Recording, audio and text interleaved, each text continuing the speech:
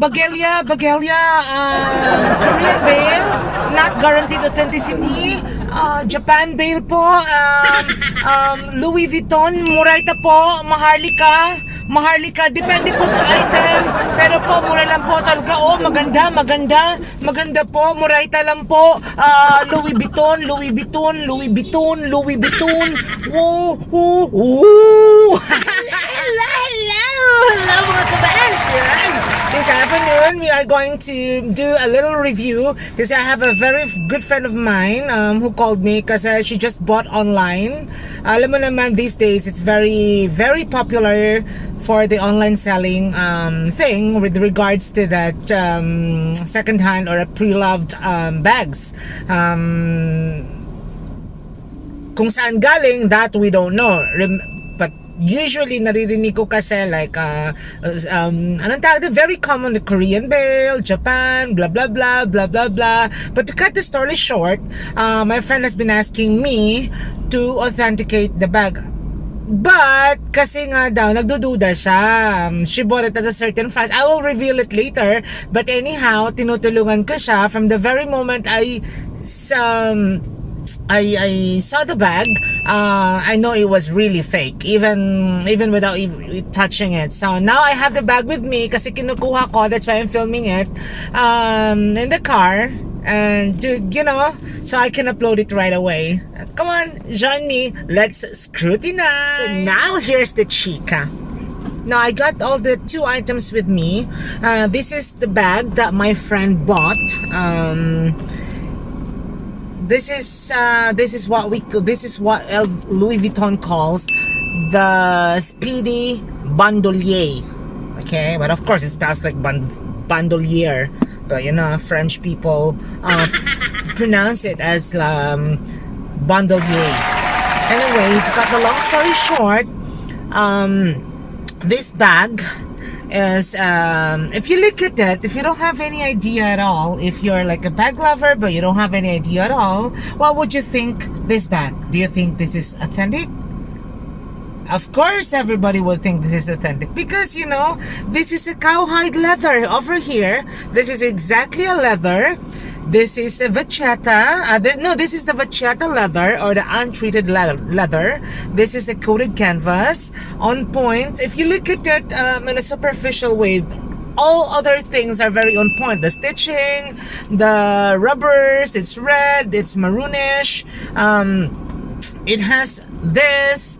But if you go further, of course, alam mo, if for someone, a little disclaimer, I am not an authorized or a registered authenticator, but basing on my experience and also for owning a luxury items, and because I am really a luxury lover, so and tons of research and connections from the store also, then I would say I think I'm pretty much okay to determine whether the bag, because this one I knew already it was non-authentic even if I didn't get a hold of it.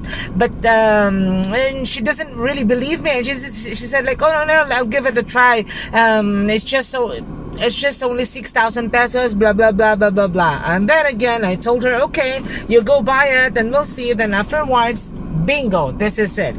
Now in comparison with my bang, I'll show you my personal authentic. Now here's mine. This is my Speedy 25, Louis Vuitton Speedy 25. Why it's called 25? Because it's 25 centimeters if you're going to measure this one. So this is the Speedy 25 Classic in monogram canvas. Okay, why it's called canvas? In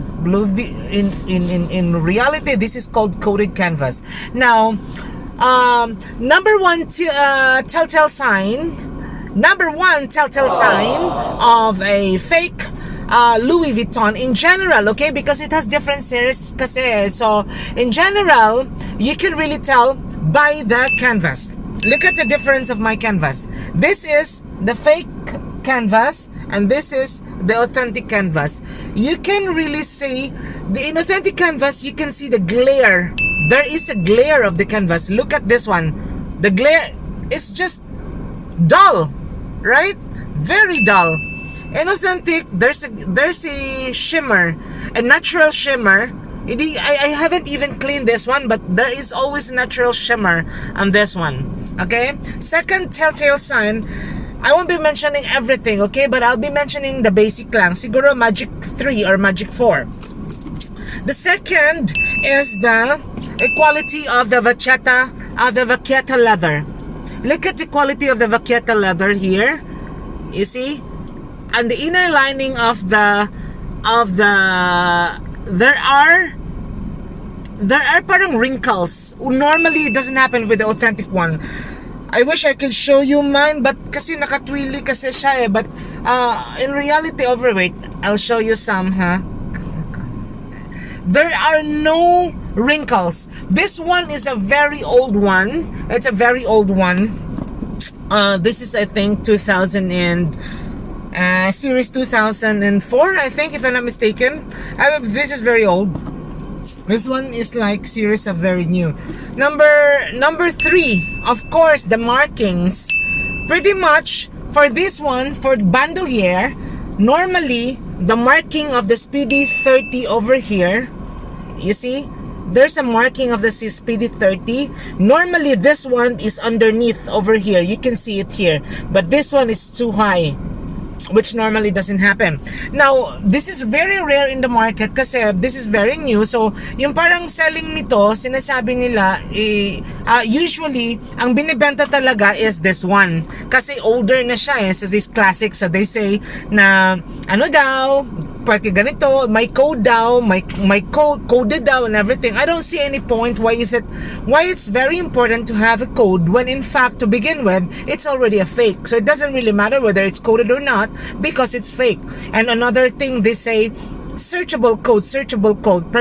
First and foremost, it will always be searchable because it's a fake and they copy the code, and the code will always be dependent on the production of the bag. So it doesn't mean that every bag has a different code. No, if this one includes in one batch of production, their code will be the same, all of the series. Okay, you get it. Now, that's why you cannot say it will be dependent on the code, because the code is dependent on each bag. Now, it doesn't work that way. If this belongs to one series of production, that means the code is the same. So if a company that's coming from China or wheresoever na gumagawa ng fake ones, they will always copy kung ano yung existing na nakikita nila sa authentic, right? And also another thing, don't believe people saying that it's anong tawag nila, overrun. Mind you, in luxury items, there's no such thing as overrun. Put yourself into their shoes.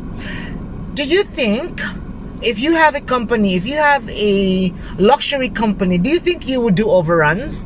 I don't think so. Diba? It's a pretty simple, even elementary could analyze that one. So don't ever believe on those buyer. Kasi my friend bought this from a Liluan or Mandawi? No, sorry.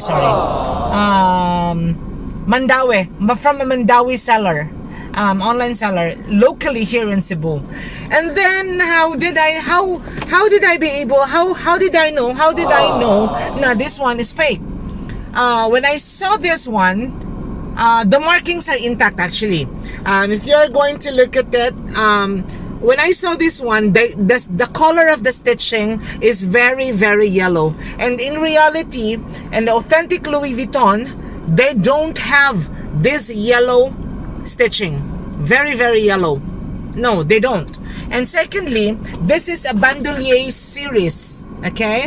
This is a Bandouliere series. So, you would know, the Bandouliere series, when they release the Bandouliere, automatically, the stitching is up. Okay? This one is on point kasi up pa rin siya eh. Normally kasi sa classic, yung stitching is here.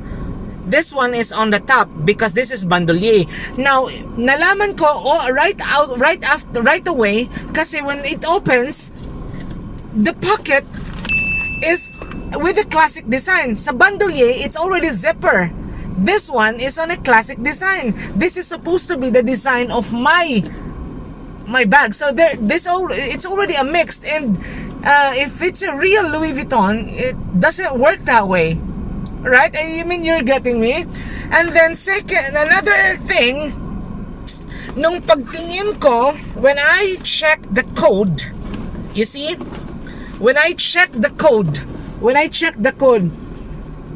hallelujah, the indentation of the codes are just crazy. The font are on a different, they are using different fonts. Some are big, some are small, and the indentations are not even. And then it says here SF0621. It says, because this is a new series, so this is, if I'm going to read this one, 0621, so this is, February of, wait ha, sandali lang, February of 0621. February of 1961. It's just crazy. I mean, I don't know if this is the week or month, but the code is just so crazy. It's weird for a new bag. They said pre-love daw, galing daw Japan and everything. Oh my god. And then another thing I would know, kasi the canvas itself, you see? You listen to the canvas. You see, it's not crispy. You listen to my authentic one. You see, it's totally different. This one is rubbery, very rubbery. You can feel the rubber on it. This one is different. Totally different. You see, those are the basic. But of course, in different series, there are different anong tawag dito? Points that you need to look at. Like this one, this is the classic. There are different things that you need to look at. Let me know if you wanted me to review another type of bag. But as of this time, tinitignan natin is this one. Kasi this is just so fake.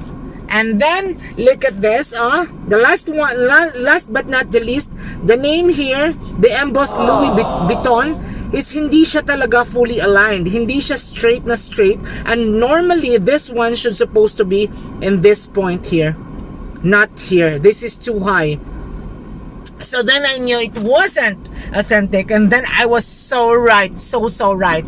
And then the purpose of making this video is for you to be aware also na hindi tayo mabubudol. You only trust sellers na talagang real ones. You have to know whether the seller is really know what she or he is selling. Kasi if you're going to ask a certain questions with the bag, and if the seller says, ay hindi ko alam kasi galing Japan lang yan, ganito, then don't buy. I suggest you wait until such time you will be able to afford the brand new, or at least you meet legit seller. Talagang a person who knows what she or he is talking about. So I hope you enjoyed the video, and I hope you'll learn something out of it. For those bag lovers out there, I hope you learn something. And if you want me to make another video, and if you have any questions, please let me know if I would make another video. And also please like my YouTube channel. It's Nika Monica. And if you haven't subscribed, please go to the YouTube one, watch one of my video, and then subscribe to my channel. Thank you very much. Goodbye.